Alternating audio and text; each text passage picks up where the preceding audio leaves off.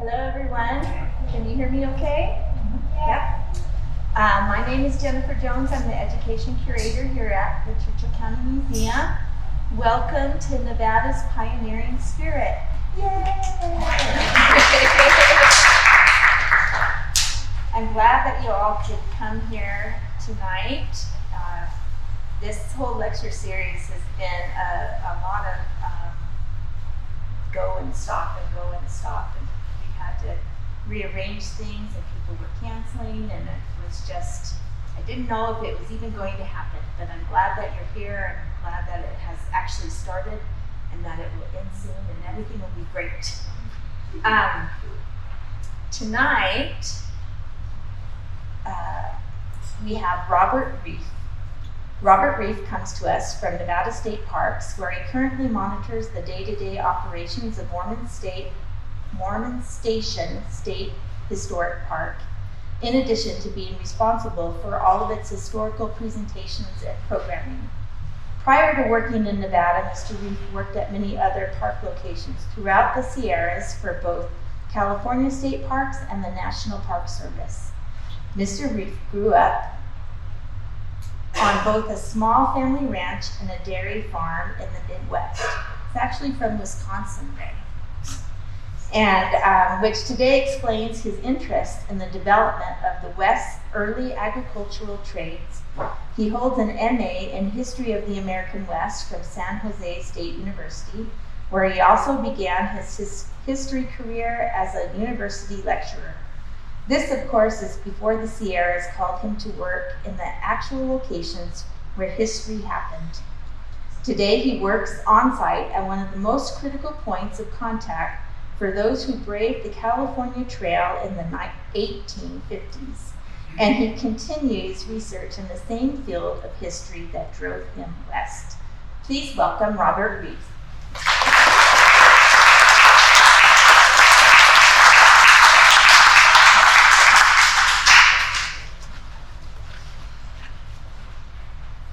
Okay, so hi everyone. I think that was a pretty good intro.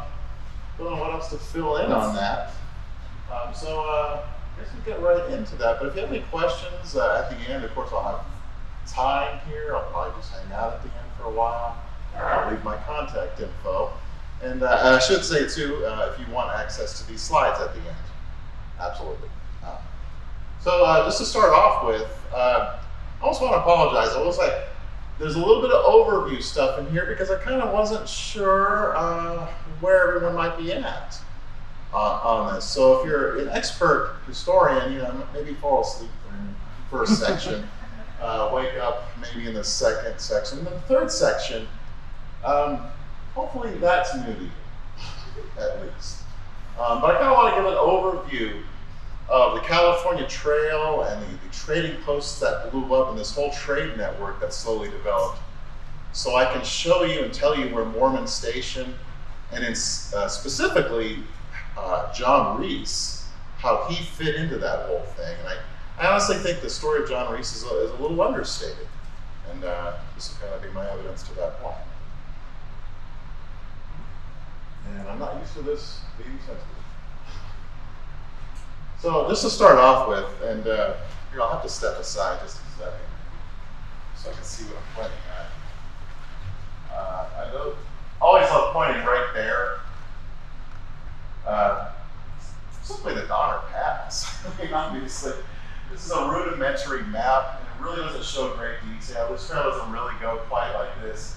It is a little bit closer to Carson Pass, though. It actually does go over the pass. Just a simple point of fact. I mean, I think everyone's probably aware of that. Obviously, there was people here 16,000 years, and they walked through the Sierras. In fact, that was their mode of transportation. They weren't a horse culture with the Washoe tribe. None of the tribes anywhere near the East Sierras really were horse culture until you get to the northern Paiutes. It's kind of interesting. And so, again, I kind of like to point that out because, they are footpaths. They're not even horse paths, really. So if you're going to bring a horse in a wagon, that still doesn't exactly work. It's not like they just took over a trail It's not like it wasn't undeveloped either. It was developed, but it was developed like a hiking trail. Now, as we move on, I'll keep pointing at that. You can kind of see where the first trails, quite frankly, follow theirs, yes. Now, this kind of almost makes it seem simplistic. They're not having a great time on these trails, obviously. We all know that. They're roping their wagons up, some of them. They don't know where to go. And in many cases, to actually get that wagon over, they're leaving it, right? They're leaving it in Ragtown, creating an entire town based out of the remains. So just kind of like to, make the visual of that real quick. Oops. Again, so sensitive. And of course, I point out Fremont as this example of somebody who really pulled people west. I mean, this guy explored everything he possibly could and then published everything that he explored and talked about it as long as he possibly could. And quite frankly, put his name on everything he possibly could along the way. I always joke that, and quite frankly, he ran out of things to name after himself by the time he got to the Carson River, and Kit Carson was standing right there, and he said, okay, you, now Walker next, right? And then, I'll name the pass after you. I've already got a pass, I've already got a peak, I've already got a river. And I always say that as a joke, but honestly, he did already have a peak and a river and everything else. I'm not sure what's happening. No, it's not that. So obviously, very political guy. And everything he did, I gotta say, it's not just well published in magazines, it's well mapped. They're cataloging it in a way that people can follow. It is a major influence on the Latter-day Saints. Fremont's very first expedition and his reports back will be gathered by the church and their efforts to, of course, push into Salt Lake. As it goes on, further and further information, they start seeing all these routes he's mapping in California. As he does that, they start going, okay, California does look good. This idea of a state of Deseret, maybe it's realistic. And I'll kind of show you quickly how complicated that is in a second. I will say again, there's a lot of expeditions, but Fremont, again, publishes this, and it's a lot of gobbledygook, right? But you can see how well he did. I mean, once you get to the Salt Lake area, everything's mapped out well, but well, you see a big hole, massive hole. That's obviously the Great Basin. And this is 1844, but this map really serves as the basis for everything else. And keep in mind, Walker, yes, went into the interior, but even when Walker made a map, he started making maps of the Sierras. So even he kind of didn't really describe the Great Basin in as good of detail as a Fremont would. Fremont published a report that went with the map, all of it extensive. And I'll zoom in a little bit. Not exactly 100% accurate, obviously. Far and away the best map they had at the time. This would be the going map for years. It's known as the Gibbs map. Fremont is credited as creator because he's leading the whole expedition. And you can see basically just real quick Tahoe, just to give you a point of reference. It's oddly shaped.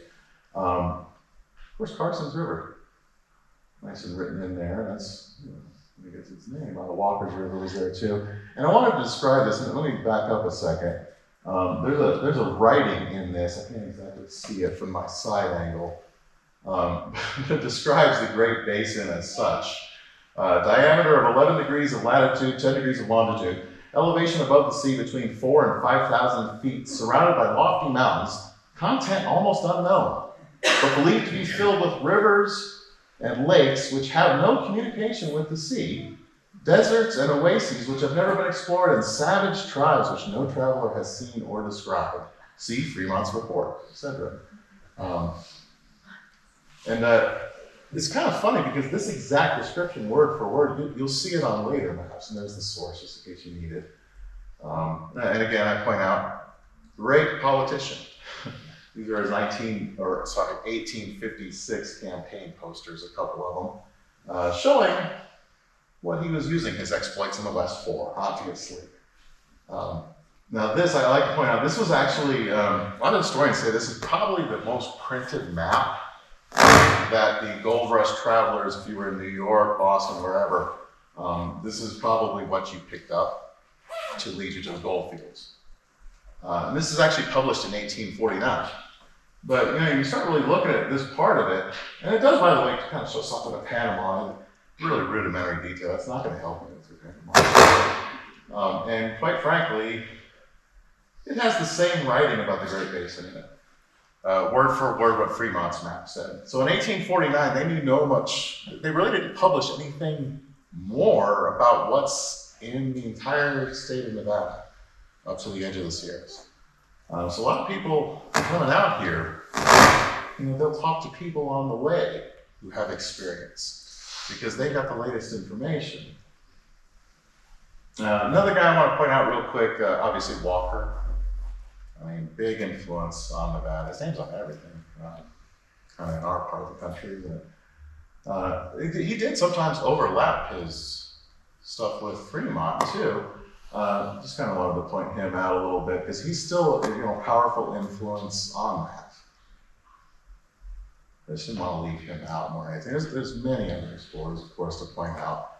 But something that ties in directly with us is, of course, what happens with James Marshall. James Marshall, we don't really know anything about him being Mormon. Supposedly, the next 6 people who found color were, because that's who he hired.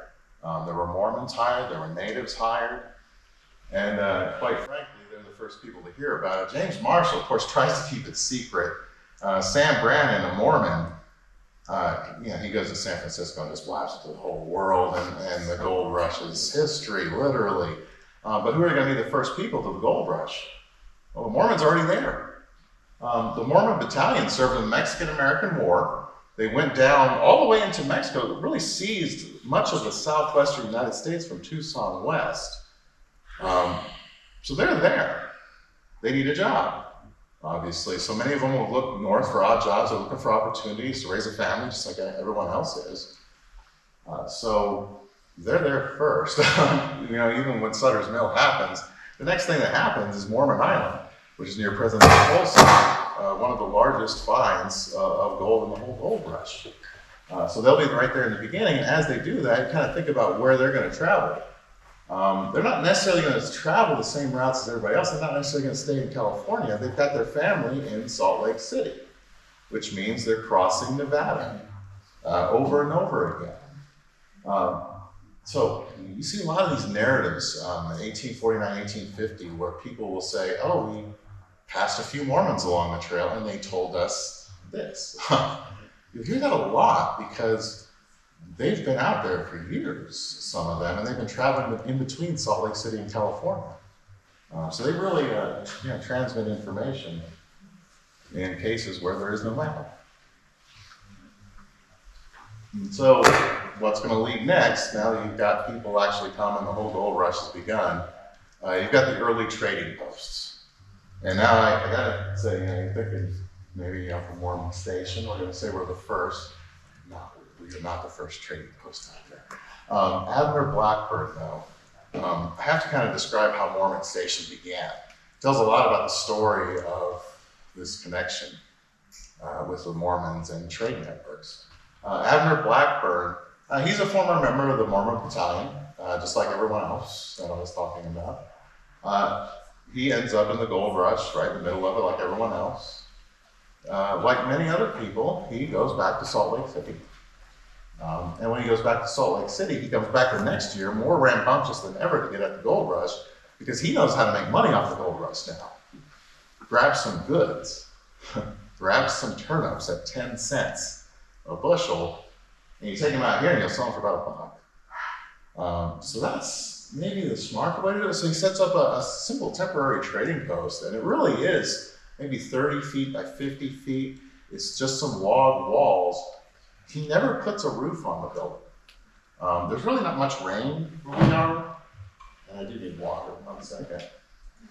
So you get, a little bit of canvas. You cover some of your products, but you really just leave an open wall. And kind of obviously points out a simple fact: he didn't stay the winter. He obviously couldn't stay the winter in a structure like that. In fact, he moved on and kept dealing with the gold rush in Placerville for a little while, but he comes back again to Salt Lake City, and he will tell John Reese all about it. John Reese has a lot more capital than Blackburn. John Reese already has a very successful trading post in Salt Lake City. We'll talk about him more and more. But Abner Blackburn was the first one that came out to do it. And just to move forward a little bit, this is actually Abner Blackburn and Lucinda as they got older, by the way. Same man, just a little different. One account from David Wooster describes the early station as came to the site where Mormons have fixed up for a new settlement, building a large block house, which is interesting. It's kind of saying they are thinking about settling there. And there probably was some indication of that in 1850, but they didn't. They left. And again, temporary business. So again, was this the first trading post in Nevada? I say no, because, and I'm saying this because there's actually, a paper. This is Nevada's first trading post. I think you guys probably know Wrighttown had a trading post probably by 1849. Gold Canyon certainly had a few places by then. So just kind of pointing that out there. It wasn't maybe the very first one, but at that point it was the biggest. It was actually described as the principal trading post in the Eastern Sierra by several people in its first year. And I kind of always like this description. You have a lot of great exhibits on Ragtown in this museum. This is a German, George Hagelstein, came through in 1850, and he gave good descriptions of Nevada in particular. A lot of people will skip it and talk about California next, right? This guy talks about what he called the 45-mile desert, and that's great if you're trying to expand on early Nevada business. And he says, we walked day and night, and finally on the 16th at 9 o'clock in the morning, we came to the Carson River. Here there were more posts where supplies could be purchased, but all was terribly expensive. Dried beans, $1 a pound, flour, $1.50 a pound, a little bread, $1, breakfast, $2.50. We bought 5 pounds of ox meat at 50 cents a pound. We rested here for an hour. There was no grass, and at 1 o'clock in the afternoon, we went for 6 miles to where there was grass and water. Here, a drink of whiskey cost 75 cents. And I always love quoting the prices. Now, again, multiply, I would have said 28 last year. It seems to be multiplied by 32, and you get your most accurate dollar figure for what 1851 and 1850 would have been. Yeah. You're talking about $32. And this is kind of one of those interesting things. The maps, sometimes you see maps of the California Trail, even today, printed, and they just show the California Trail going over the Donner Pass. And I always look at that and say, you know what, it's kind of a historical inaccuracy to say that, especially if you're just leaving out the Carson Pass. Because by 1852, everybody's coming down the Carson Pass. I mean, I shouldn't say everybody, but we're talking 30,000 people. That's far more than going over the Donner Pass. Everybody starts to learn it's a safer route. And you can see why the hesitation here. You want to go, basically, keep going west on Interstate 80? It's right along the river, it's nice. Or do you want to turn left and look at what's left? You have to convince people to do that. They don't even have a map, most of them, that shows them that, yes, you are going to see water when you come to the end of this 40 miles. So it takes a little time. And again, this German who was settling his family in California, Hagelstein, he described the 40-mile desert by writing, on the 15th, we set out on our trip across the great desert. The road is fairly good until the last 10 miles. There the sand lies a foot deep. This desert is 45 miles long and nothing at all grows on it. The air is polluted by the dead animals. They lie one by the other, mostly horses and oxen. Over 400 lie on the road through this desert. Men and animals thirst for water.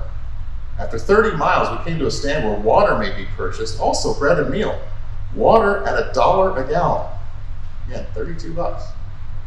Flour, $1.50 a pound, and a little bread, $1.50. So you can see how easy it is to make money there. Grab some gallons of water, some barrels simply, maybe wagon them a little distance, even go past Ragtown, go past the other trading posts. And as a side huckster, you can literally sell a gallon of water to these guys for $32 a pop. That's better than a huckster outside of a concert, isn't it? I was kind of liking this sometimes, some of these prices I quote to, 75 cents for whiskey. I think they're paying $20-something for one. It's actually Las Vegas prices, which I always find curious. People are going there sometimes because they're dreaming they're going to win it. Similar thing going on. But the reason why they don't, or why they start going south and finally making that left turn into that scary looking desert is obvious. You want to end up like the Donners. I will say this painting is actually from 1891. That wasn't published yet.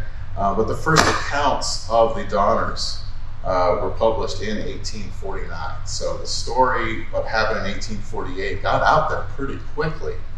People start hearing about what happened to the Donners, and start hearing about the trials and tribulations of that route, about roping the wagons up passes that are filled with so much snow that simply nothing can walk.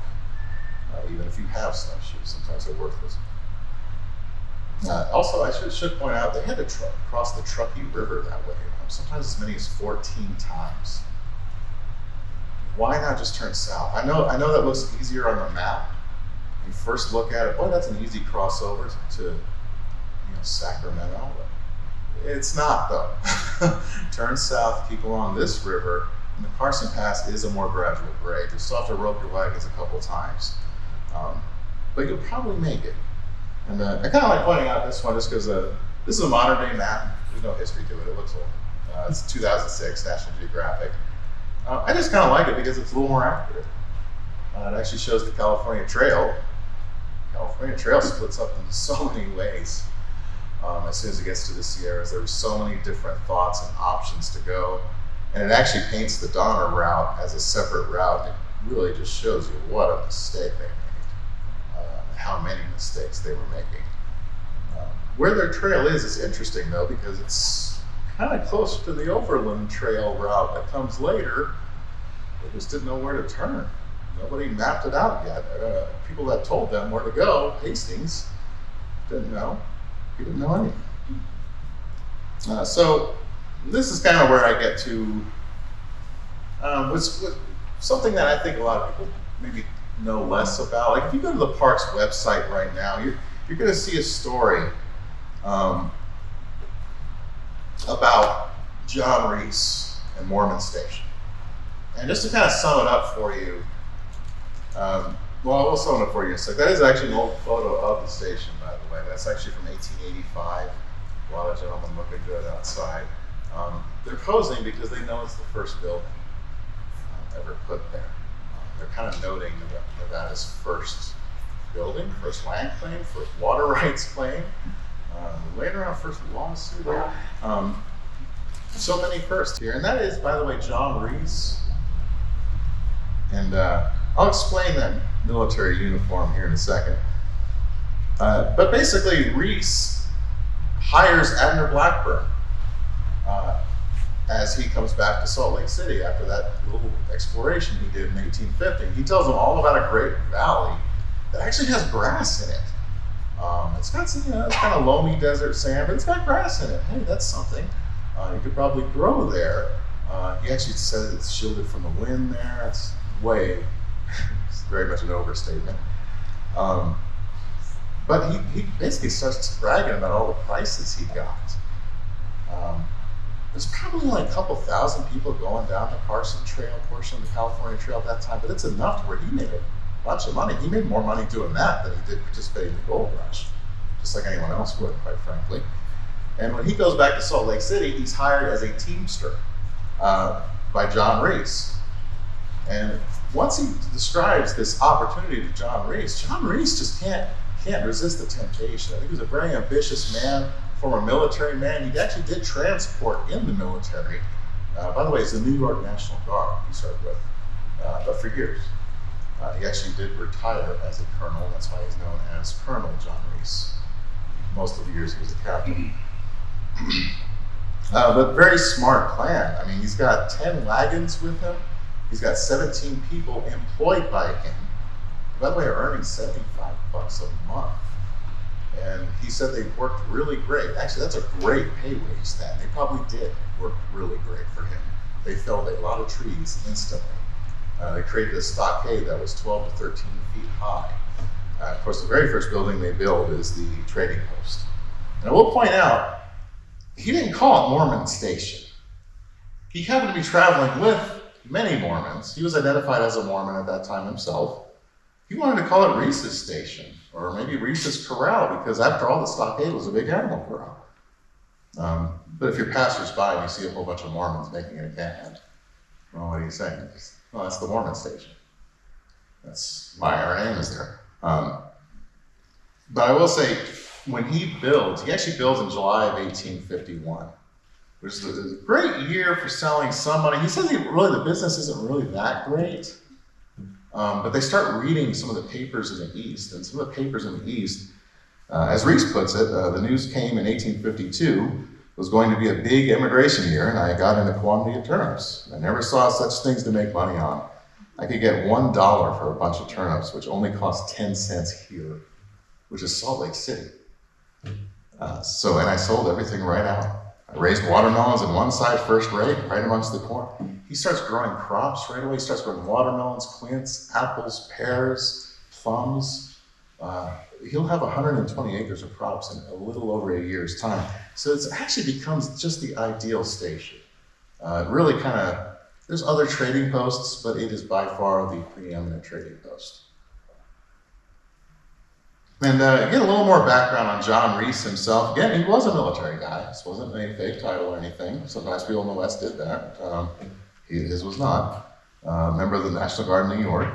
And after that, he actually began working at a store as a merchant, and then did his own shop in Buffalo, New York for a while. And then basically what happens, his brother Enoch Reese converts to Mormonism, and he is devout. He will rise through the church and actually become a fairly high-ranking leader by the end of his life. John Reese, I gotta say, basically follows him. I don't know that John Reese was possessed by the same religious fervor as his brother Enoch was. I'll just say that much. So again, builds Mormon Station, July of 51. First public meeting actually happens in the upstairs of the station. He made it a 2-story cabin. 2 stories, really just an attic. So, that's actually the first official land claims registered in Nevada. First water rights claims, first a lot of things. And you wonder, well, hey, wait a minute. Nevada didn't form yet. This was Utah I'm talking about. Well, the Nevada legislature retroactively approved everything they did in this meeting that day. So you can say actually the first public meeting that ever happened in the kind of attic of a log cabin. Second meeting, by the way, is after they stopped using the cabin, ends up being John Reese's house in 1854 once it's built. And after that, they moved to a bigger house, Stephen Kinsey's house, who came with them in 1851. So again, this is where I kind of say, I don't know how devout he was in this sense. He was definitely a business-minded man. Many Mormons were. They're Americans after all, right? We like business, we like enterprise. They're no different. Interesting to note, though, there's no evidence he was in a church service. There's actually in 1857, he was threatened to be excommunicated because he hadn't attended a church service. I don't have any evidence that he attended one after that. I would say the best evidence I have that he was Mormon in any way is that he did retire and settle in Salt Lake City, and that is where he passed. I don't have much information for what he did. He definitely didn't rise to the church as any kind of official. He is in their records, but not much more than that. And I gotta say, the other proof, well, quite frankly, in 1859, he leads a public meeting trying to separate that area of Nevada as a separate territory from Utah. That's not what the church would have wanted. I don't think his brother Enoch would have agreed to that at all, in fact. So kind of an interesting guy in that way, trying to figure out his motivations. I don't know. So I always like this map. This is kind of one of the first eras where you start seeing that name. And this is actually part of Utah territory in New Mexico at the time. Zoom in a little bit, and you can read it, I don't know, but it does say Mormon Stations, or Mormon settlements rather. I can't even quite see where it is from here, but it is in the corner somewhere. It's basically the first map to kind of say that, and one of the things I point out is, on this, well, several of the maps of this period, 1855, 1856, you see it listed as the only thing in present-day Nevada still. Isn't to say that's the only thing that there is. And again, he had experience in transportation with the National Guard in New York. His unit was really what we would call today a logistics unit. They were made to back up the regulars and reinforce and resupply. Perfect job for this guy. So he's actually the perfect guy for the West. And I gotta say that we always have this image in the park of, John Reese opening up a trading post and this guy, working behind the counter and trading with you. He's rarely at the trading post. It's his employees who are doing work for him. He's got stuff to do. He's usually actually running the wagons, either between Sacramento to Genoa or Salt Lake City to Genoa. And by the way, he's not quite Genoa yet. And he was really good like that. He knew the prices of pigs, for instance, like in Sacramento, and he would send out for going over there if they were better prices than in Salt Lake City versus the cost for transportation. He factored everything in. He was a really, really smart guy that way. So this is an example, and it's a newspaper article, and it's obviously, well, it's pretty readable. Actually, you guys have such a big screen. But basically, to kind of sum this up, this is kind of an example of Reese and some of the supply lines he was establishing. The church, the Latter-day Saints, actually asked him to do this little maneuver. And basically what he did is he ran a team of wagons from Salt Lake City to the brand new colony in San Bernardino. And San Bernardino, you might know this, of course, it started off as a Mexican town, a Spanish town, even before that. Very small town now. But the Latter-day Saints will come in and purchase 35,000 acres. Very quickly, the town will blow up to 3,000 people in less than 10 years. And it's really only because of the efforts of people like Reese, and I think Reese exactly, because quite frankly, they were in trouble that year. And from the article, you can tell they were in trouble. His wagon did suffer an attack. 2 men were killed.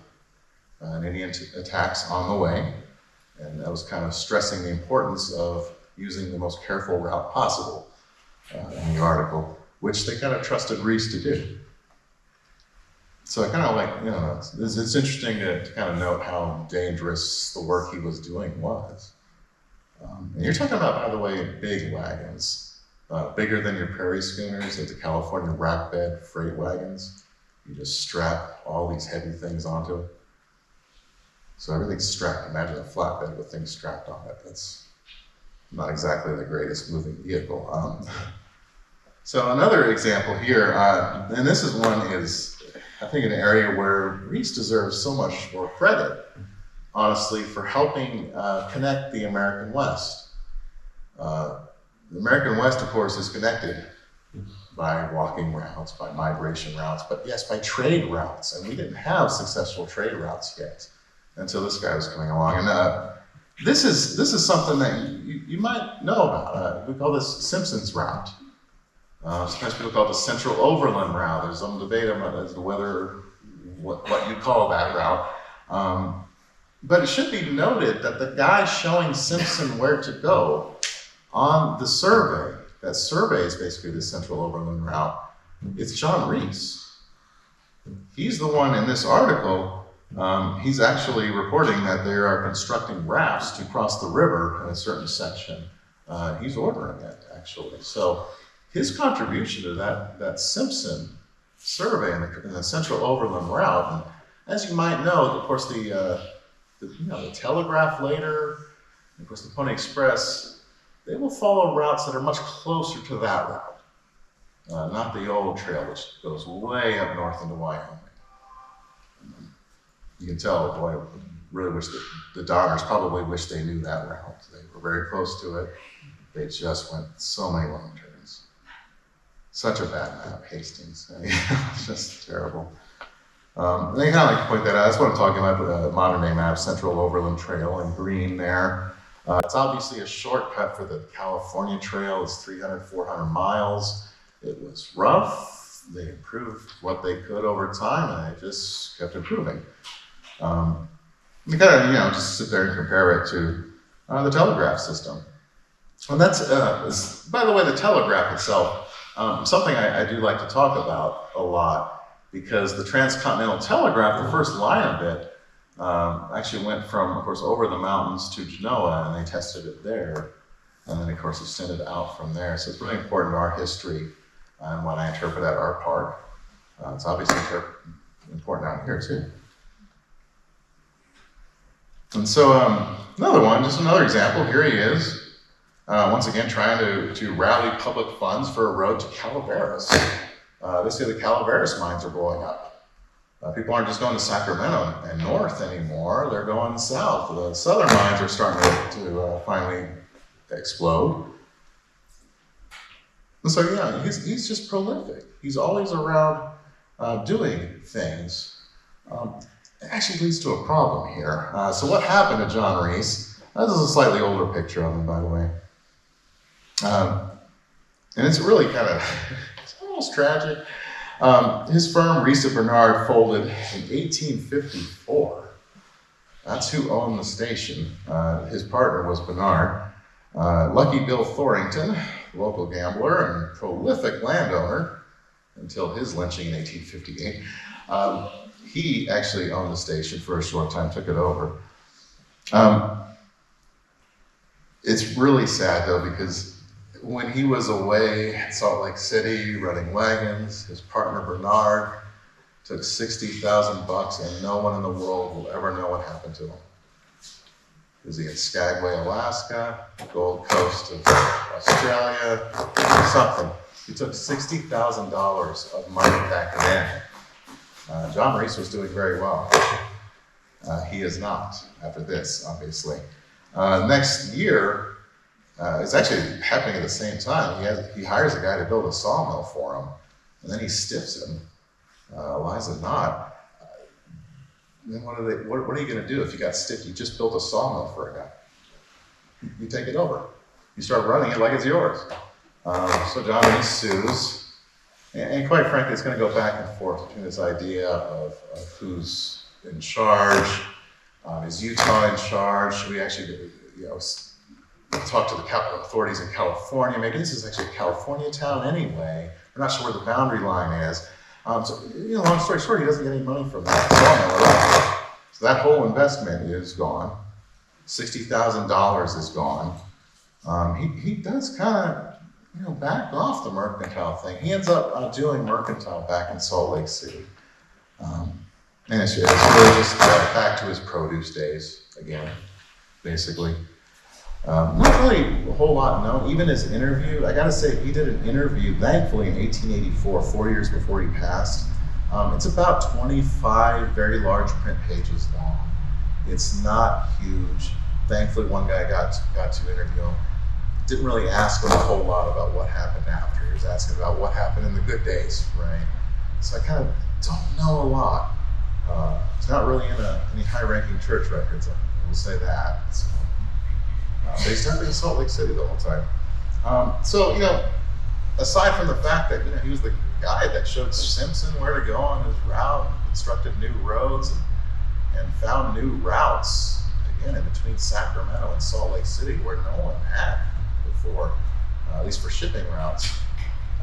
He's still remembered for the trading post. And this is it's always an interesting picture of our little trading post.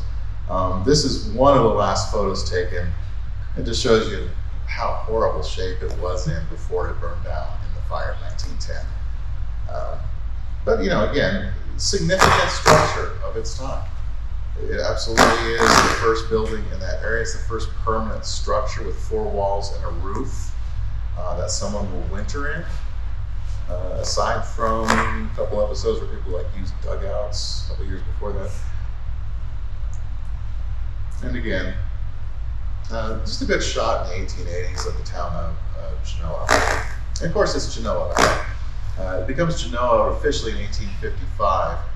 And that's when the church finally gets involved, by the way. The church was never involved in any of this until they sent Orson Hyde in 1854. In 1855, he comes up with the name Genoa after the birthplace of Christopher Columbus. And even in that meeting, that they actually discuss how they're going to pronounce this, believe it or not, and it is Genoa. They said they called it the Anglo-Saxon way to pronounce it. I don't know what that means, other than they called it Genoa instead of Genoa. So that actually is a historic reason for that name. That's gotten worse.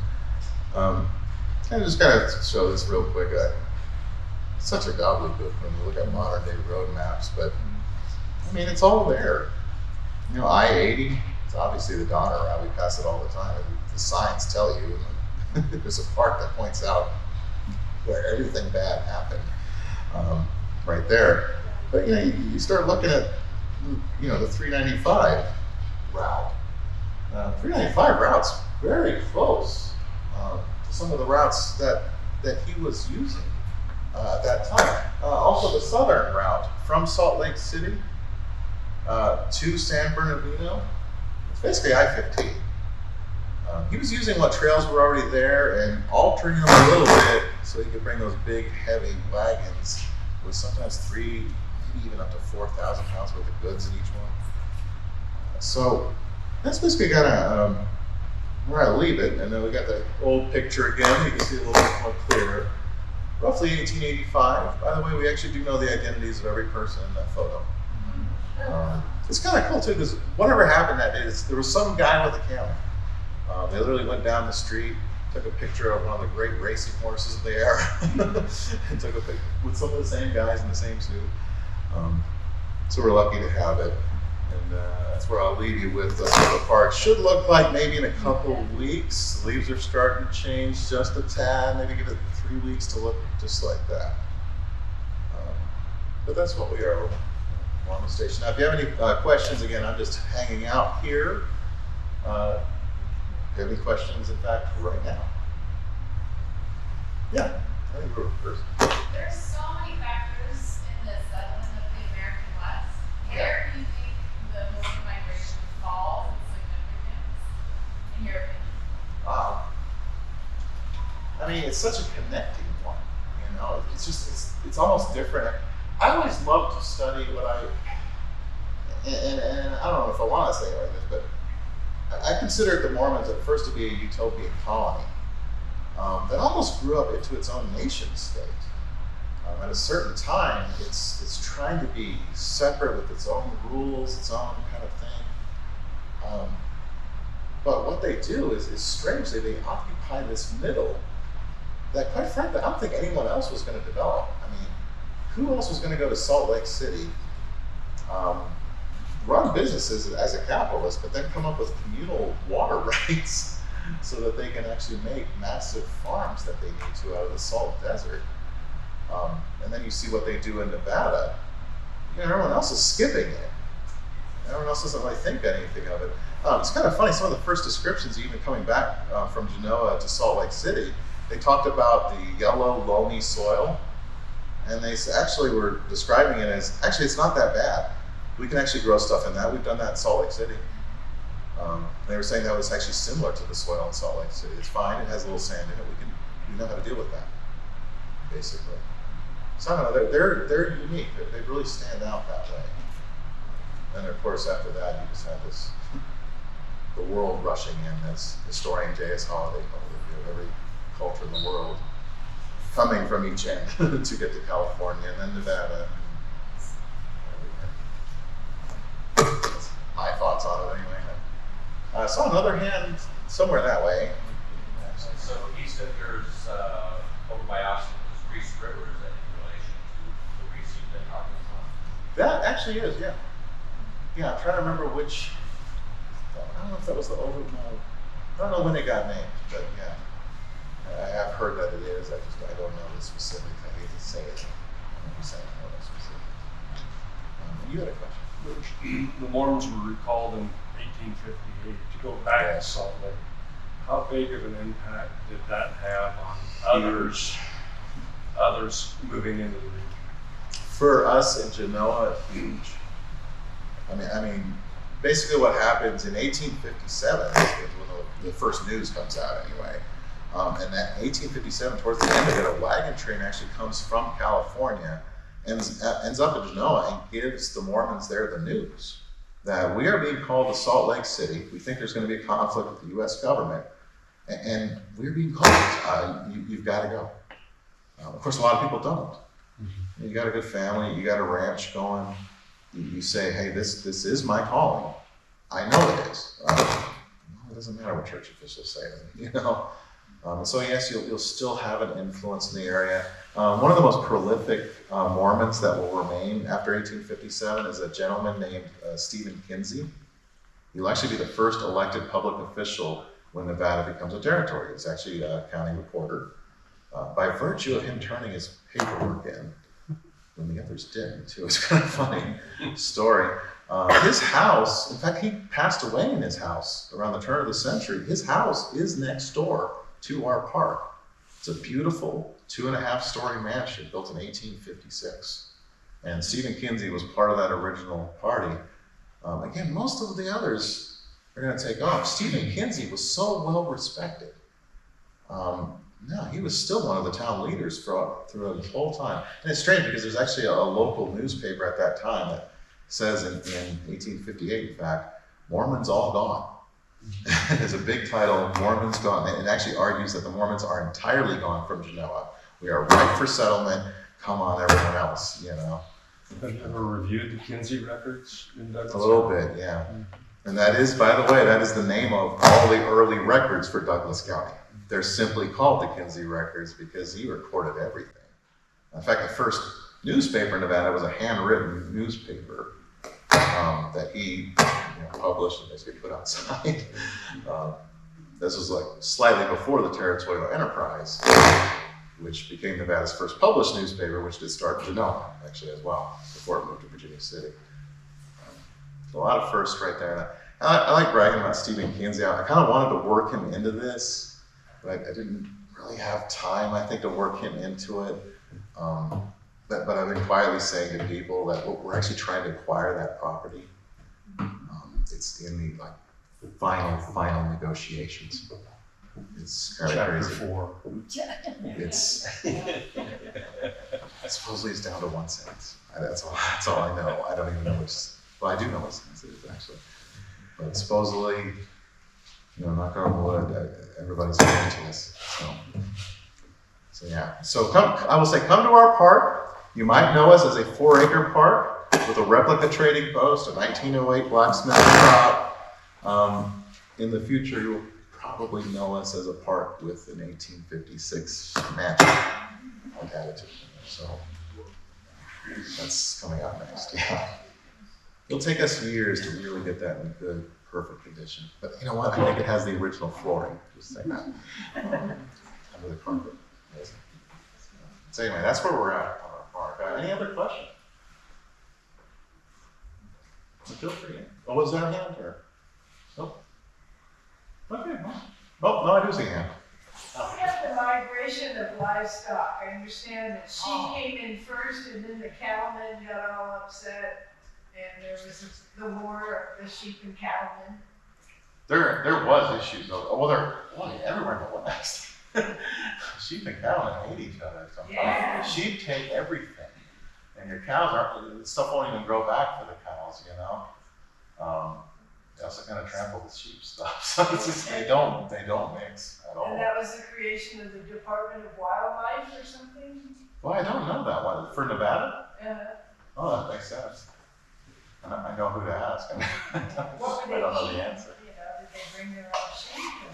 Oh, absolutely. Yeah, that's something I didn't mention. And I always do need to mention that because John Reese, along with those wagons, had somewhere in the realm of hundreds of mules and oxen in that first trip. And all of his subsequent trips, usually from Salt Lake, he got the cheaper deal for oxen for some reason. He would bring a lot of oxen and mules from Salt Lake. So no horses. You know, he didn't really deal with horses. Horses don't last over the Sierras. You need oxen. Oxen are going to pull your wagon over the Sierras. Or if you want to just give up your wagon altogether, you can actually take a shorter route with a mule. Especially once they open up Kingsbury Grade. You know, even before that, you got the Georgetown cutoff. But even mules find that challenging. So, yeah. Going over the Sierras, you mentioned Carson Pass. Yeah. And I know Scooter Summit, but I don't. Oh, yeah. Kingsbury, but where's Carson Pass? Well, basically Highway 88 to 89. Markleeville. Yeah, go past Kingsbury, go south of that Markleeville, yeah. Gotcha. Like a lot of locals, when they want to get out of Genoa, go to Markleeville. Like 2 or 3 really good eateries there. One just closed down. But yeah, it's a nice straight ride. When you look at it today, Highway 88 really just goes straight to Markleeville, and then you're up high, even higher in the mountains. It's obviously easier. Anyway, if that's it, I am over on time. I figured that would happen. I actually have a question. Oh, great. Yeah. Are you open during the candy dance? Okay, so the museum, I'm sorry, but I have to just close it during Candy Dance. And it's just because of the artifacts. There's too many people. We literally close and lock up the museum. If you think about it, it's something on the order of 45 to 50,000 people over 2 days. And I think it's Saturdays, probably like 30,000 of those. Because it's twice as busy on Saturday. And just, for instance, we have a couple shotguns like you do. We got an 8-gauge and a 10-gauge double barrel. And we don't have cases. We got them above a fireplace with pictures on the fireplace, Just honestly, that's the only 2 days we close out of the year. That's not in the winter season. And I will tell you, if you come to Mormon Station in the winter, we'll be closed Tuesdays and Wednesdays, and that's because that's my days off. So if you come to Mormon Station to meet an employee in the winter, it's just going to be me. I'm the only one who's permanent there. I have a couple of seasonals, thankfully, that help me out during all these busy, crazy weddings we do, and thankfully for Candy Dance. That is definitely the craziest. Do you leave for Candy Dance? I'm curious. There's no way my boss will. Oh, you don't know Candy Dance? No. Well, basically what happened is, it's funny, it's actually in the same home built for John Reese. A judge moved in, D.W. Virgin. He was kind of the first territorial judge.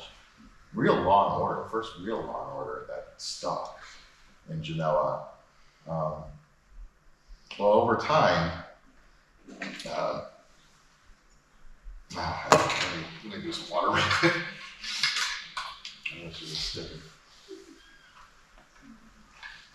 But over time, he'll have a daughter, Lillian Virgin. Lillian Virgin in 1919, and that is their name, yes. She actually gets to be known as Lillian Virgin Finnegan because she doesn't get married.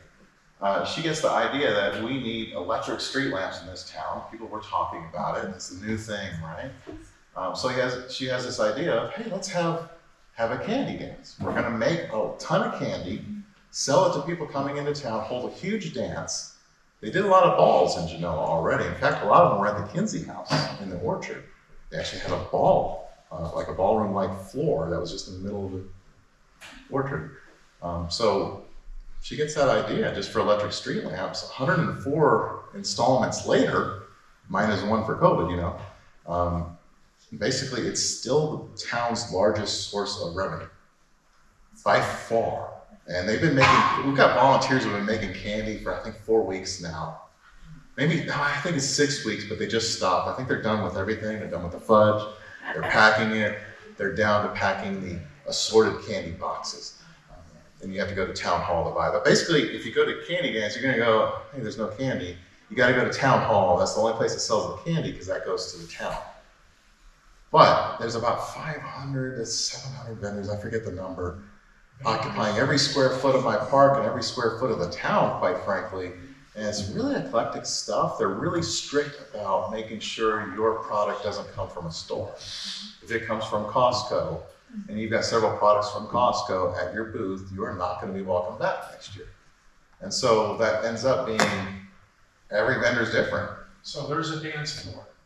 There is, but you have to pay for the dance. And it's at the town park, it's not at my park. Because my park is just occupied with vendors every square foot. It's crazy.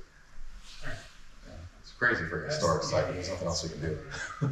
In fact, I will tell you, the very first candy dance where Lily and Virgin Finnegan held it was actually over in the orchard of the Kinsey House. So I'm definitely excited to get that. If we Dance in the orchard. Yeah. You can imagine they used to advertise, grand balls, for July 4th, for instance, or whatever. They just have a big ball and have a local band actually playing. It's kind of an amazing town. It was definitely known for its entertainment qualities from an early age in Shell. Entertainment, I do mean saloons, I do mean gambling, I do mean music included. Yeah. So since you didn't know what the candy dance was, when is the candy dance? Oh, September 28th and 29th. It's usually the last weekend in September. Oh, very. Really close, yeah. In fact, September, I will just tell you, September is our busiest month. We just had a fundraiser for the Walker Basic Conservancy. September 7th, we had a car show with about 300 cars in our park. So, interesting place sometimes. So are they like shuttle people in? For Candy Dance, they shuttle if you're handicapped. They have a handicap shuttle, your family can shuttle with you. You might be waiting for that shuttle. Be careful, maybe get dropped off if you can. Anyway, I guess all that.